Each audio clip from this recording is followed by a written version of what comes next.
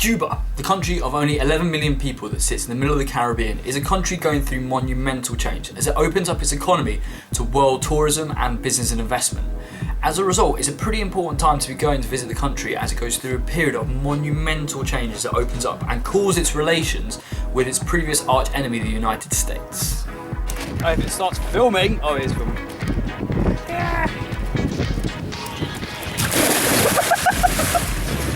Bit of background on the country. Cuba was actually the second country found by Christopher Columbus on his discovery of the Americas, and as a result there's a huge amount of Spanish influence across the islands. Unfortunately, all the indigenous population were actually wiped out due to a combination of slavery and like plagues, etc. that were brought over from Europe by the conquerors. As a result, all the 11 million people that live there are descendants of the Spanish that came over. And you can kind of see that in their culture and their architecture of all the buildings, and it's a pretty spectacular country to go and visit and highly recommend it.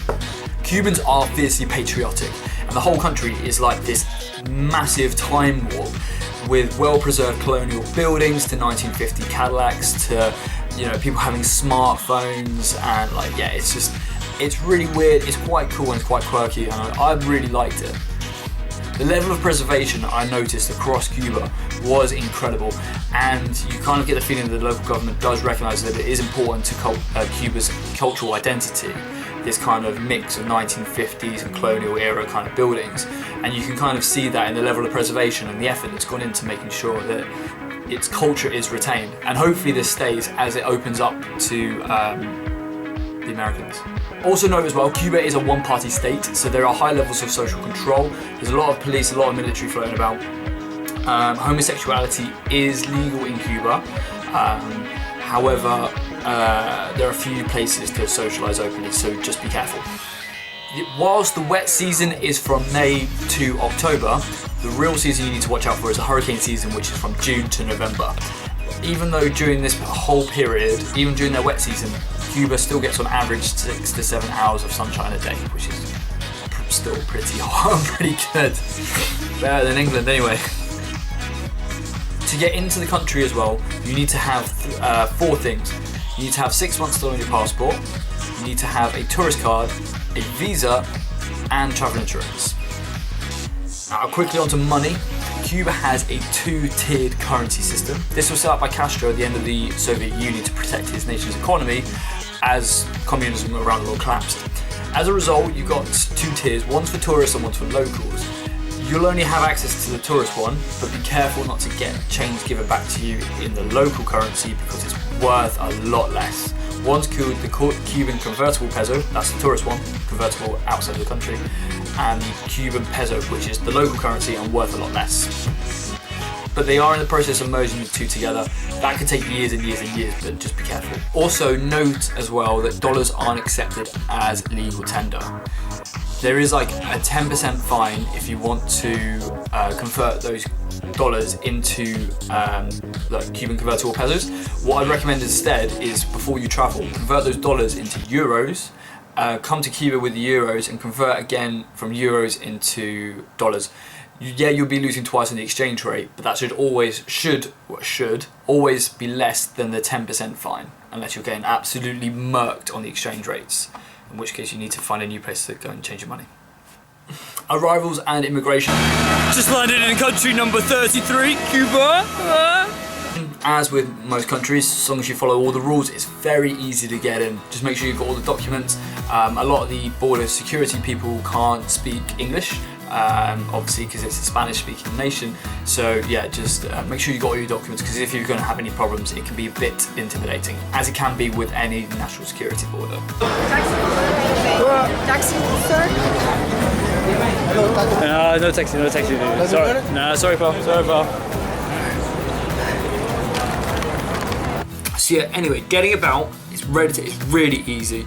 If you're gonna get a taxi though, make sure it's a registered one, as there are quite a few unlicensed cabs and you could get ripped off or mugged or worse. So. Go on, Harry. Good job with the front. Amigo! What? Cuba is fantastically safe due to like a combination of reasons, from really good social security net to high levels of military and police presence. As a result, it's one of the many countries, but one of the few developing nations that I genuinely felt like you could walk around in the night and you'd feel safe. Like it's not a dangerous country at all. Now, my personal highlights for Cuba, the main things I really recommend to do is mainly get out in the sea. It's incredible, the blue, it's like properly crystal clear seas. It's fantastic. The snorkeling's incredible, and I'm sure I didn't get the opportunity to do so, but the snorkeling, scuba diving I imagine would be just as sick. The other things to do as well are things like touring tobacco plantations and the cigar factories where they still make all the Cuban cigars by hand, which is pretty fantastic and a really cool sight to go to see. Homestays are a huge insight into Cuban life and I really recommend to do those as well. His wife, Hola. She's the owner of the house. Hola. She owns here. I'm strong. Strong, yeah? Yeah, strong.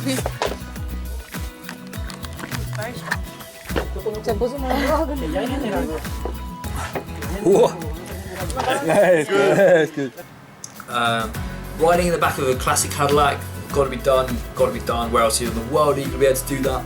And along with things like salsa bars and kind of like a lot of the getting out and experiencing like the culture in the cultural nightlife. Town's quite buzzy, it's a really good environment to be in. And sailing is also fantastic in these under-polluted waters. So yeah, really recommend it. Cuba is also home to like 9 UNESCO heritage sites, such as Old Town Havana itself, with all the colonial kind of style buildings, and also, wait, it's quite difficult to pronounce, so just bear with me. It's the old fortification, and it's called San Pedro de la Roca Caso in Santiago de Cuba. It's in the town of Santiago de Cuba in the south. It's basically a massive fort that was used to fend off the British, French and pirates. It's pretty cool. And then they turned it into a prison, which is pretty scary. And then now it's a tourist attraction and it's really cool. You get to go see it. It's a pretty formidable fort. It's epic. Go. So yeah, and beyond all that, the Cuban people are really friendly. I love the country. I loved it to bits. And I will definitely go traveling there. Just be careful when you're trying to get about though as well. Things like buses, trains, and just anything really can just be very, very unreliable. Kind of that's part of the charm though. It's part of the culture of it. It's just very laid back. Things happen. You'll get there, but probably not at the time scale that you want to get to. So if you've got 2 weeks, don't think you're gonna be able to tour the whole thing really quickly. Yeah. You'd be lucky if you do. Final thing as well, there used to be a departure tax, so if you see anything online about it, don't worry, you don't need to worry about it. Departure tax is now built into the airfare ticket, so the airlines basically sort that out for you, so you don't need to worry about it. Because I've never really understood why countries charge a departure tax. It's like, I don't want to have to keep this, why? What are you doing? But yeah, anyway, so that's my how-to for Cuba. If you've got any of your own personal tips, chuck them down in the comments below. I'd be really interested to see what other people think of the country. And yeah, so I'd highly recommend it every day of the week. Just get over there. Just get over there. Especially before all the McDonald's start popping up and it gets completely absolutely ruined. Oh, top tip as well, Airbnb's there. So whilst there's no Uber, Airbnb is you can kind of like rent out a proper little Cuban and place in like the old colonial buildings. So not bad, not bad. Like seriously, this could be a Bond villain's lair. Like the design of it is crazy. It's so retro. Oh, I love you. Oh, James.